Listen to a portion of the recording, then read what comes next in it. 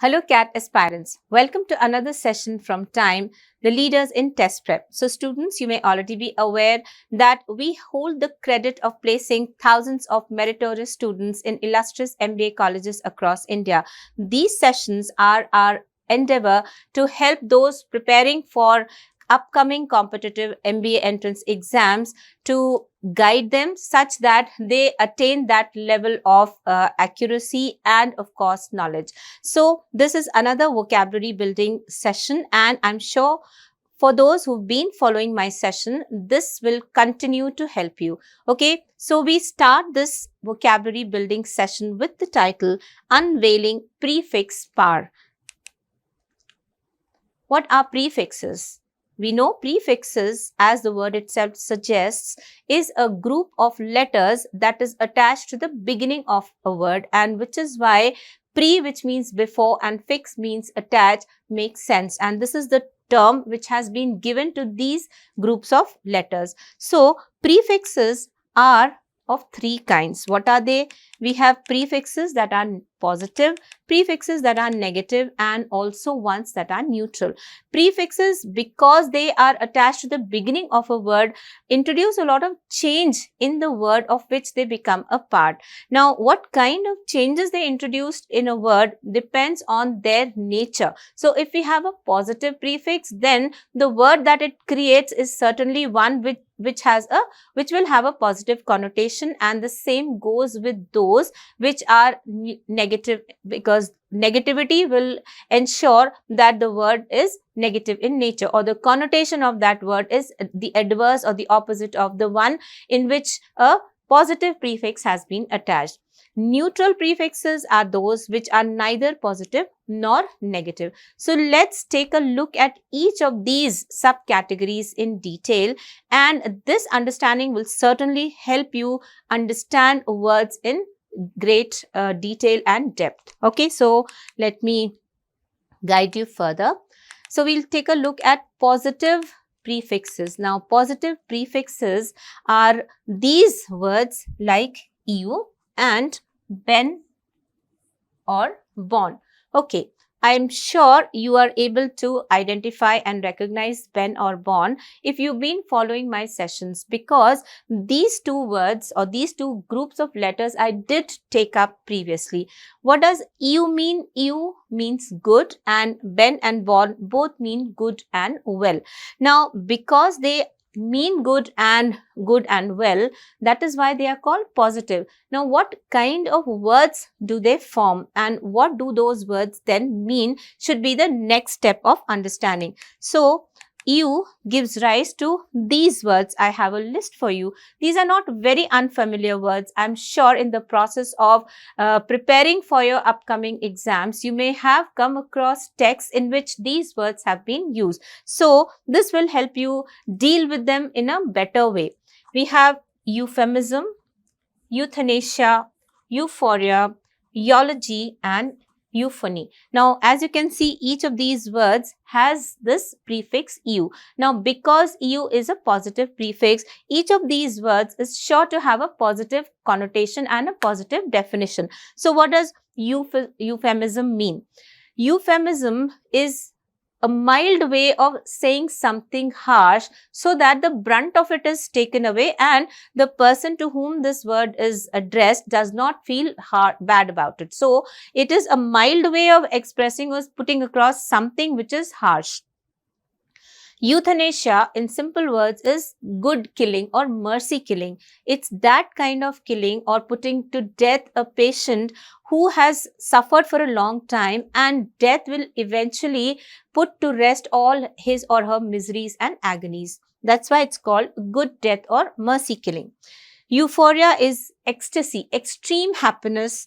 Eulogy, eu is good, logy is study. So eulogy is that is said in praise of somebody. And euphony, where phony means sound, is a term which means good sound. So it is pleasant sound or harmonious sound of music.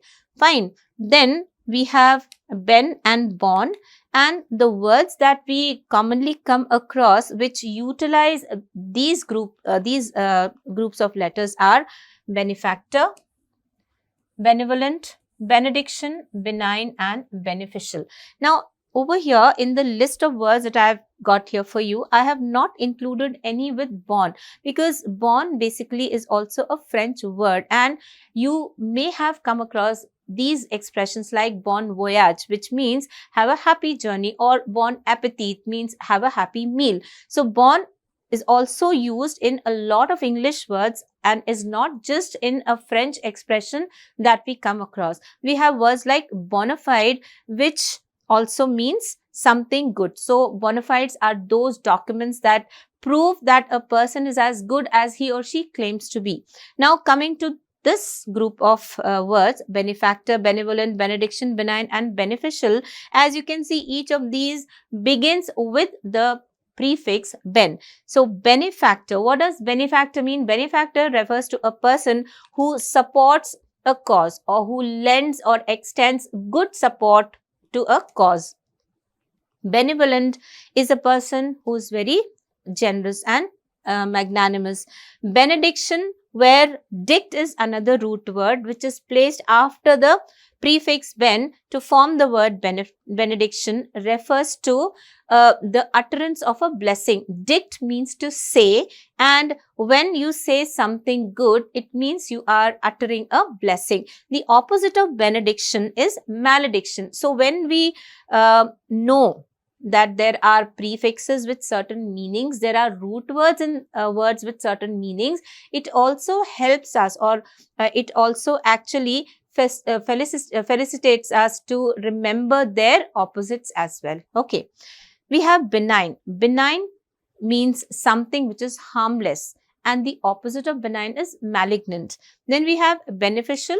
Beneficial is something that is advantageous. Okay, so these are a few words that are formed by using the positive prefixes eu and ben and bon. Okay, please remember them and don't just stop here. Please keep adding to these words. Then we come to the negative prefixes. Now, as opposed to the positive prefixes, there are more of negative prefixes, and they are used mainly to create antonyms. So, what are they? There are quite a few of them. So, take a look. We have non, un, a, anti, mis, dis, de, ill, and ir or ir. So, these are those negative prefixes that give rise to a lot of antonyms. For example, non. Now, the moment you place the prefix non in front of a positive word, it becomes a negative word. Okay, there are so many. I'm sure you can think of a lot of words with non. Then you have un, characteristic, uncharacteristic. Okay, there are so many. A, what does A mean? A means against. Okay, A means something which is not there, not present. So, we have, for example, the word sympathy, and we have apathy. So, apathy means not having any kind of feeling at all or being indifferent. Then we have anti. Anti is very easy to remember because anti is used in so many commonly used words, and anti means the opposite of something. So, we have antipathy. Antipathy means hatred, opposing feelings, and therefore hatred. So, if somebody feels love, the opposite of love will certainly be hatred. So, this is how you derive, deduce, and understand how these groups of letters create words and what then they mean. So, when you are aware of prefixes and the nature of these prefixes, then it helps you identify words which contain them. It also helps you think of words that are opposites of these. So, when you let's say think of antipathy, then what are the words that are similar that will come to your mind? You may certainly think of apathy, you will think of sympathy, you will also think of empathy, and therefore you will keep building on your vocabulary. Mis or miso means hatred. We have misogyny, we have misunderstanding, misconception, we have misanthrope. Then we have dis, and dis is used in a lot of words which are negative words. So we have respect, which is a positive word, and when we add dis to it, then it becomes negative, which means which then gives rise to the word disrespect. Honor, positive, dishonor, negative. Okay, D. D also is a negative word. It means down or away. So depart, okay, degrade, devalue. IL. We have words like illiterate, in which this prefix is used. IR. We have irrelevant, and in the word irrelevant, we have this prefix being used to create a negative word where the positive is relevant. So something is relevant means something is logical, possible, happening, and something which is irrelevant is something that's in the context not meaningful, not suitable, and therefore we know this prefix gives rise to that opposite word. Okay, same is with un. You have suitable, which is a positive word, and the moment you add un to it, it becomes negative. So unsuitable. There are so many words. I'm sure the moment you sit and start thinking, or when you read and start paying attention and not just read things superficially, you will be able to identify, remember, and not just that, use these words meaningfully. Okay.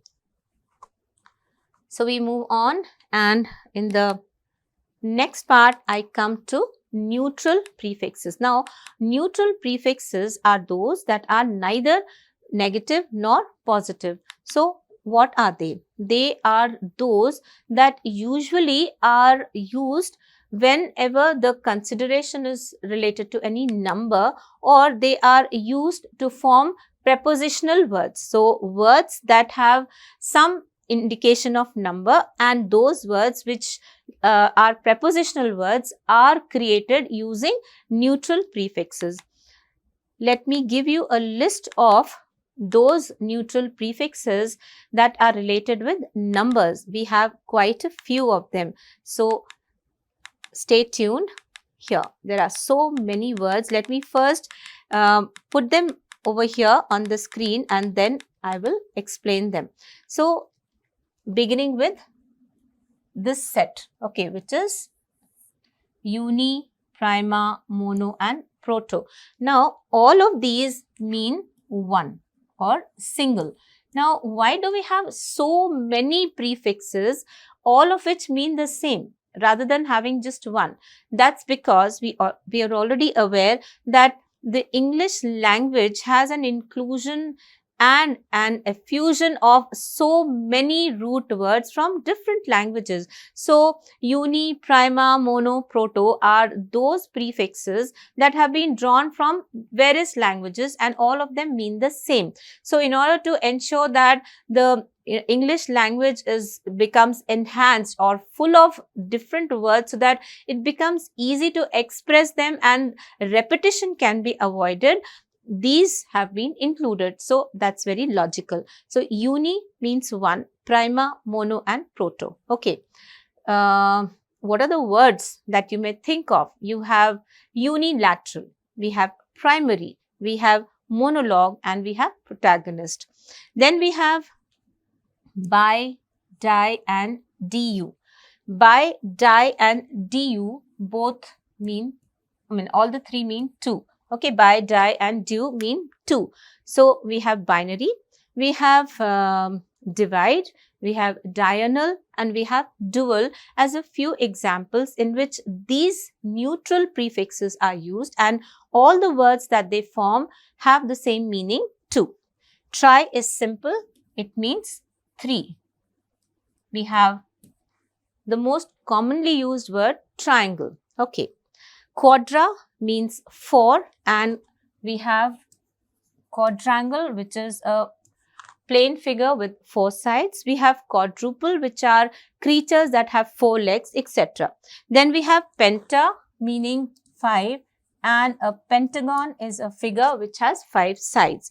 Hexa means six, and we have a hexagon, which is a six-sided figure. In addition to that, we have hexagenarians. Now, who are hexagenarians? Hexagenarians are people who are in the age group of 60 to 69 years. So if you know somebody who is in the decade of the 60s, then instead of calling him or her by, or using a lot of words to describe the age of that person, you can just say, my uncle is a hexagenarian. So this helps us express ourselves very effectively.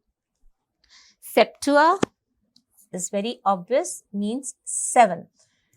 A septuagenarian is a person who is in the age group of 70 to 79 years.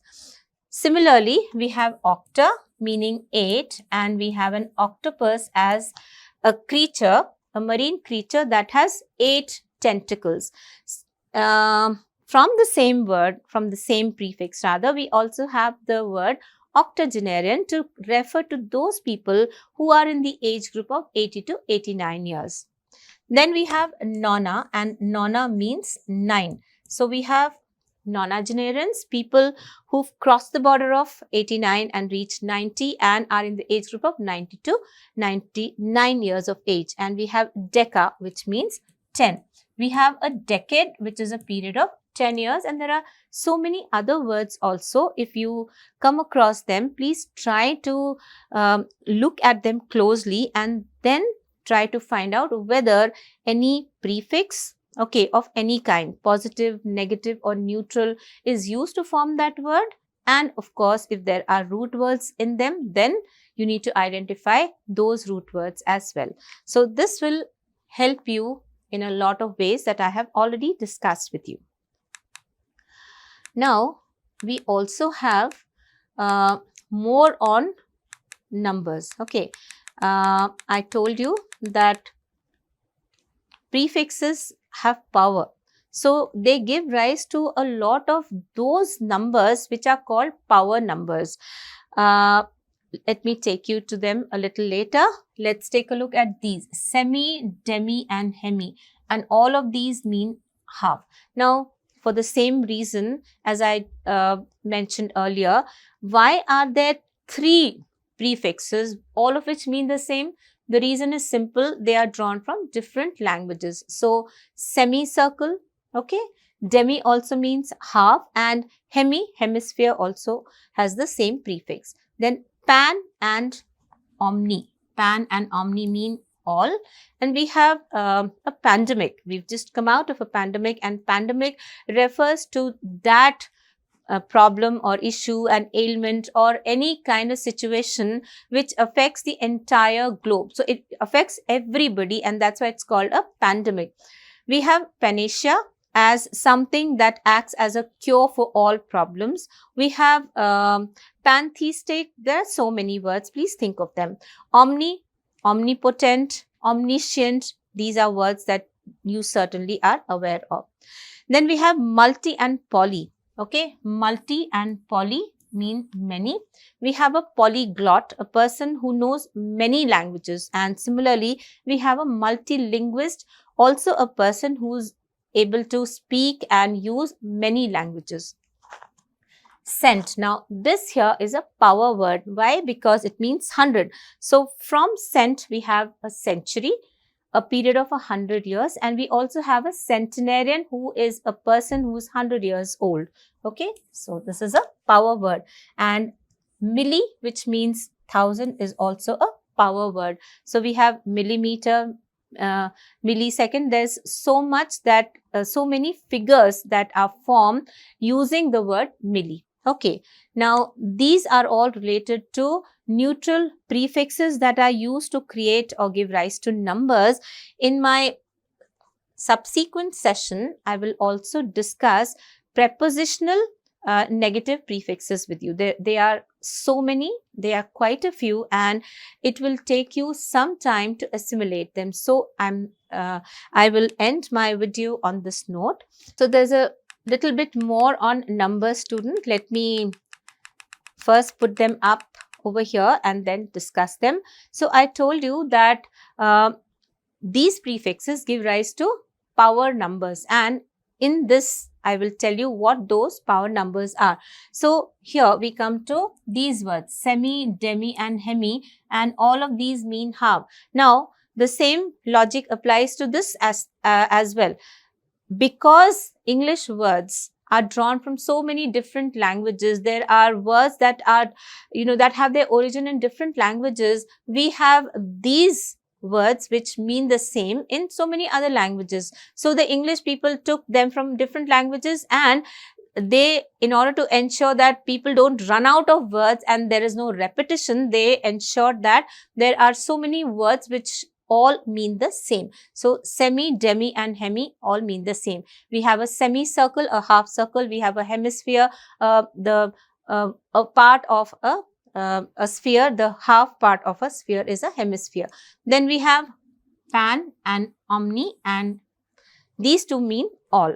So pan means all and omni also means all. We have pandemic. Now we're just out of a pandemic, and a pandemic refers to that situation which erupts suddenly and affects everybody on the globe. So a pandemic is that situation that does not is not limited to a particular area, is not localized, but is all around and everywhere. We have panacea. What is a panacea? Panacea is that cure which helps treat all kinds of diseases and not just one specific or particular disease. Similarly, we have omni, and we've heard of omnipotent and omnipresent and omniscient as words that are used to describe God or the Creator. So omnipotent means all powerful, omniscient means all knowledgeable, and omnipresent means present all around. So this should help you relate with that. And of course, when you come across other words in which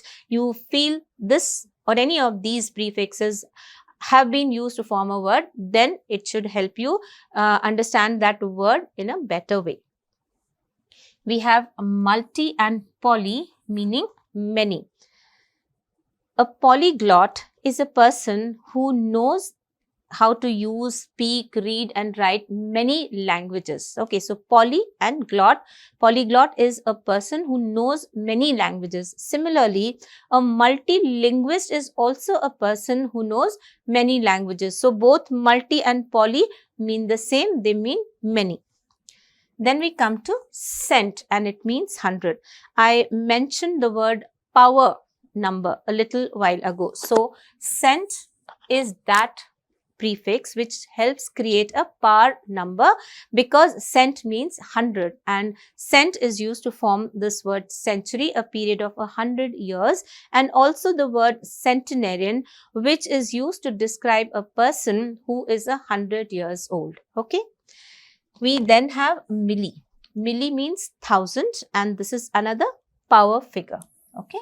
Millimeter, whatever. There are so many words which use this prefix, which is a neutral prefix, to give rise to a number, which is then called a power number.